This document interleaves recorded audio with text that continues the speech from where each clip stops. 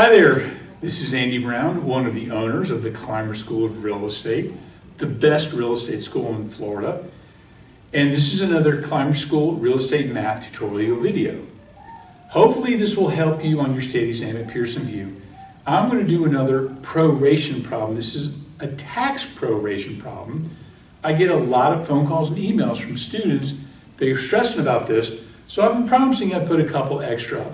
This especially is going to help our friends who are taking the class online.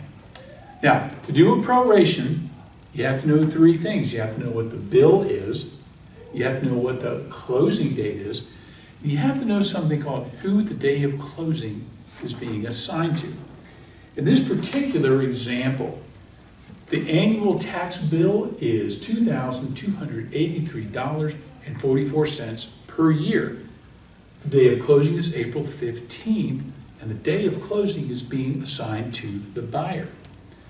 Now, the question will be, what is the dollar figure proration, and how does it show up on the closing statement? Now, the first thing you have to do, I don't care who you are, attorney, title company, or you have to figure out how much is every day in that period worth.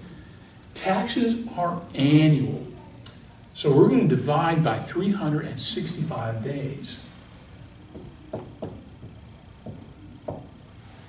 And if you put that in your calculator, I believe you will find out that every day is worth $6.256 or $6.25.6 in real estate taxes.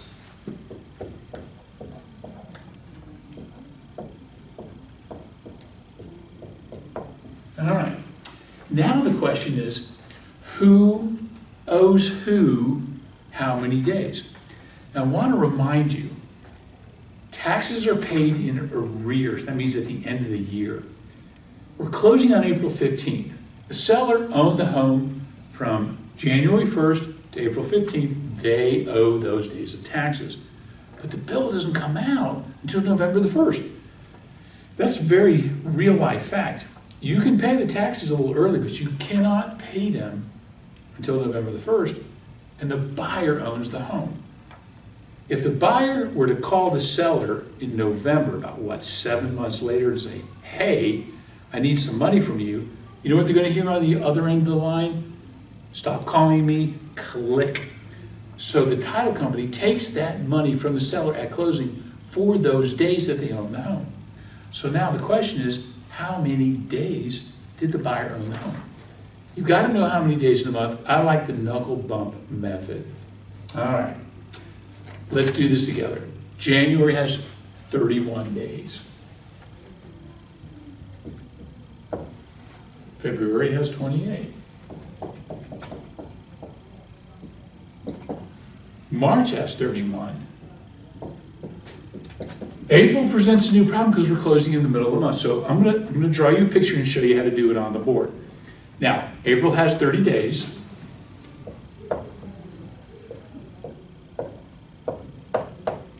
Remember, we're closing on the 15th.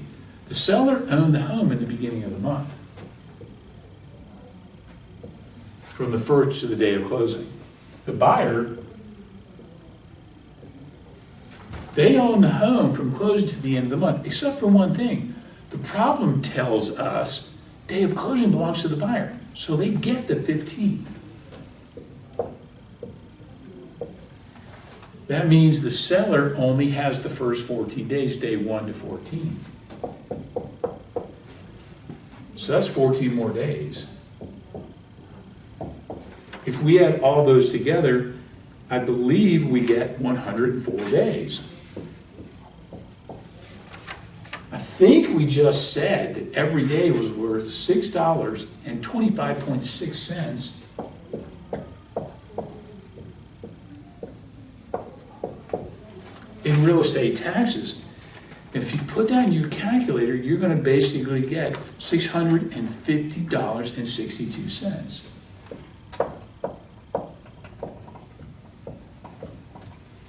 That is the proration dollar amount. But you're not done yet for your problem. How does it reflect on the closing statement? Well, think about who's getting that money so they have it to pay in November when the bill comes in. The buyer. So it shows up as a happy face credit to the buyer.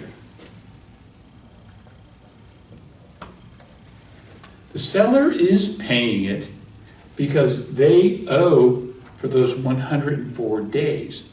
So it shows up on the closing statement as a frowny face debit to the seller.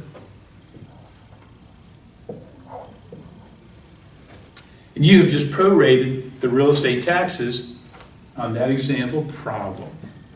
If you have any questions or concerns, you can email the school. Any of the instructors are willing to help. All we care about is helping our students pass that state exam. So good luck at Pearson VUE. And above all, do not overthink it.